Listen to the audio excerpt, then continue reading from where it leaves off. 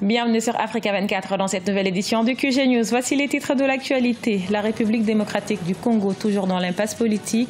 Malgré l'accord signé le 31 décembre 2016, aucun calendrier électoral n'est annoncé. L'opposition réclame le départ du président Joseph Kabila à quelques mois de la date butoir. Au Kenya, la crise politique impacte sur le climat des affaires, l'une des économies les plus dynamiques de l'Afrique de l'Est. Le pays a revu ses perspectives à la baisse, passant de 5,9% à 5,5%.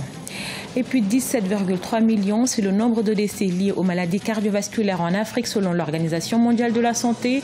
Un chiffre alarmant pour le Cameroun qui voit sa cote d'alerte augmenter au fil des années. En République démocratique du Congo, un calendrier électoral est toujours attendu alors que le second mandat du président Joseph Kabila a officiellement pris fin le 20 décembre 2016. Un accord avait été conclu pour organiser des élections présidentielles au plus tard en décembre 2017. Ces élections auront-elles lieu comme prévu? Élément de réponse avec Patricia Solange-Dubois. 31 décembre 2017. La date butoir des élections présidentielles se rapproche en République démocratique du Congo, mais toujours pas de calendrier électoral. La tension monte dans le pays. Selon la Constitution, le président Joseph Kabila devait quitter ses fonctions le 19 décembre à l'issue de 2 mandats. Samedi 23 septembre, devant la tribune de l'ONU, il a promis la publication prochaine d'un calendrier électoral. La série d'évaluation du processus électoral entamée depuis une dizaine de jours par le Conseil national de suivi, conjointement avec le gouvernement et la commission électorale, devrait permettre la publication prochaine par celle-ci, qui en est la seule institution compétente du calendrier électoral.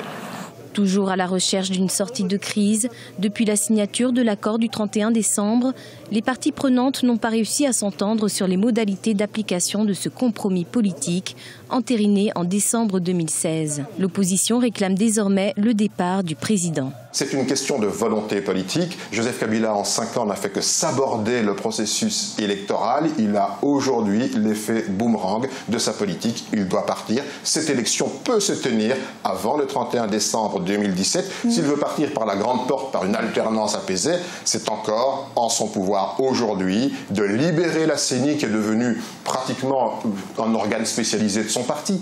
Elle n'a plus rien d'indépendant. C'est à lui maintenant à mettre en œuvre intégralement, de bonne foi, en toute sécurité, sincérité, les dispositions de l'accord de la Saint-Sylvestre. Le recensement des derniers électeurs doit durer au moins jusqu'à la mi-décembre au Kasaï, une région en proie à des violences depuis plus d'1 an. De son côté, Olivier Kamitatou, porte-parole de l'opposant Moïse Katumbi, a confirmé le retour de son chef de parti en République démocratique du Congo avant le 31 décembre 2017. Au Maroc, la croissance est au rendez-vous. Le compteur affiche un chiffre de 4,2% au deuxième trimestre 2017 au lieu de 1% durant la même période en 2016. Une performance rendue possible grâce à la progression de l'activité agricole. Aïssatou Diamanka Beslant. L'économie marocaine a affiché une croissance de 4,2% au deuxième trimestre 2017, au lieu de 1% durant la même période de l'année 2016. C'est ce qu'a annoncé le Haut Commissariat au plan du Maroc dans une récente note d'information sur la situation économique nationale. Un pays comme le Maroc, qui est en train d'agir ici, dans un pays comme le Cameroun, c'est eux qui ont le secteur de l'eau.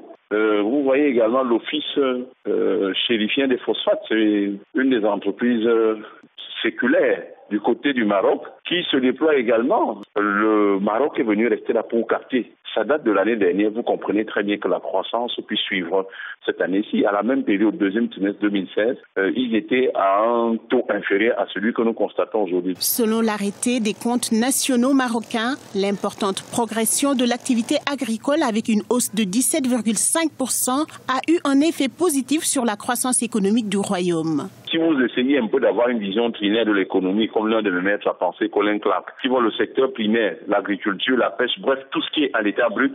Ensuite, le secteur secondaire, qui est le secteur de la transformation, dont le secteur industriel, et le secteur tertiaire maintenant, qui est le commerce. Vous constaterez que dans tous les États africains, le secteur le plus, pas forcément développé, mais qui offre beaucoup de potentialités, c'est le secteur agricole. Donc, de mon point de vue, on ne peut pas parler d'une croissance dans un État africain en ignorant ce côté-là. En dehors de l'agriculture, l'agriculture, le secteur d'extraction industrielle, l'électricité, l'eau et les industries de transformation ont également appuyé la croissance du pays. La valeur ajoutée du secteur tertiaire a par ailleurs consolidé le rythme de croissance de l'économie marocaine.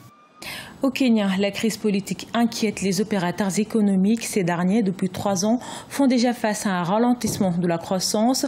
S'y ajoute l'incertitude politique qui risque d'impacter les dépenses publiques. Une situation difficile pour ce pays considéré comme l'une des économies les plus dynamiques de l'Afrique de l'Est. Gladys Mwamba. L'économie kenyane tourne au ralenti depuis l'annulation des résultats de l'élection présidentielle du 8 août, décidée par la Cour suprême. George Mwiruri, spécialiste des ventes aux enchères de voitures à Nairobi, le ressent.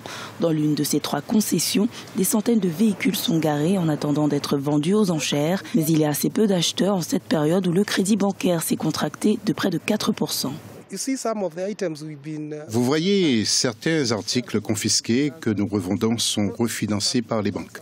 Du fait de la limite sur les taux, les banques ont mis des mesures très strictes sur les prêts, ce qui a encore une fois affecté les ventes et qui a impacté l'économie en général. L'une des économies les plus dynamiques de l'Afrique de l'Est a revu ses perspectives à la baisse, passant de 5,9 à 5,5%. Elle subit de plein fouet les conséquences négatives de la sécheresse du début de l'année sur la production agricole qui représente près de 30% de son PIB. À quoi vient s'ajouter l'incertitude politique qui rend les créanciers de plus en plus prudents. Une situation qui a favorisé l'accroissement de la confiscation de biens de bon nombre de débiteurs en raison d'impayés. Il y a de bonnes opportunités à la vente aux enchères, mais en même temps, je peux investir 1 million dans une voiture et je ne pourrai pas la revendre parce que des gens hésitent à investir à cause de l'incertitude liée aux élections. Tous les regards sont désormais tournés vers la nouvelle élection présidentielle prévue le 26 octobre. L'issue de ce scrutin sera donc déterminante pour la relance des investissements et l'amélioration du climat des affaires dans le pays. La 4e édition du Rebranding Africa Forum se tient ce vendredi 6 octobre à Bruxelles, la capitale belge. Ce rendez-vous économique réunira environ 500 participants venus des 5 continents en vue de créer les synergies et partenariats requis à la lumière de la thématique choisie, enjeux et défis des systèmes financiers africains face aux dividendes démographiques. En Afrique, près de 17,3 millions de décès sont liés aux maladies cardiovasculaires. Classées dans la catégorie des pays à revenus faibles et intermédiaires, le Cameroun voit sa cote d'alerte augmenter au fil des années de 28% en 2011. La cote d'alerte est passée à 35% en 2017. Qu'est-ce qui explique la montée de cette pathologie au Cameroun? Élément de réponse avec notre correspondant Chérif Ousmane Bardonka. Au Cameroun, on dénombre en moyenne 7 millions de personnes hypertendues et plus de 600 000 personnes atteintes de diabète. Quant à l'obésité, elle touche en moyenne 25% de la population. Les maladies cardiovasculaires sont en hausse au Cameroun et selon la Fondation camerounaise du cœur, on est passé de 28% en 2011 à 35% en 2017. On constate que de plus en plus ces gens sont malades parce qu'à l'époque, nos parents bougeaient beaucoup. Nos parents allaient au champ, nos parents menaient des activités différentes. Nous, actuellement, tout s'est bureaucratisé. Donc on sort le matin, on prend la voiture, on va au bureau, on s'assoit. Donc on ne bouge pas assez. Entre autres éléments, il y a aussi la mauvaise alimentation, qui est aussi un mauvais facteur qui favorise les maladies cardiovasculaires et la consommation de tabac. Les experts indiquent que les mauvaises habitudes alimentaires des Camerounais, caractérisées par la consommation abusive du sel et des arômes, constituent 30 à 35% des facteurs de risque de ces pathologies. Il est désormais question d'agir sur ces facteurs de risque pour qu'on ait de moins en moins de cas d'accidents vasculaires cérébraux et de morts subites. C'est très important. Quand on a déjà eu 50 ans, il faut mieux connaître sa tension. Le stress qu'on vit tous les jours, on est exposé, il y a l'AVC. Bon, quand on connaît déjà ça, on connaît sa tension, c'est mieux on vit en conséquence. Avoir une activité physique assez régulière, également améliorer son alimentation, c'est-à-dire manger beaucoup de fruits et légumes, consommer moins de sel, moins de sucre et moins de gras. C'est également arrêter de fumer pour ce qui est des fumeurs et également limiter sa consommation d'alcool. L'hypertension artérielle est l'une des premières causes de maladies cardiovasculaires. La Fondation camerounaise du cœur entend créer une plateforme avec les autorités, les entreprises de la société civile et les médias pour réduire sensiblement l'impact de ces maladies et encourager les modes de vie sains auprès des populations. Ce journal a été réalisé par l'ensemble de la rédaction. Nous vous remercions pour votre fidélité. Dans un instant, une nouvelle édition de l'actualité sur Africa 24.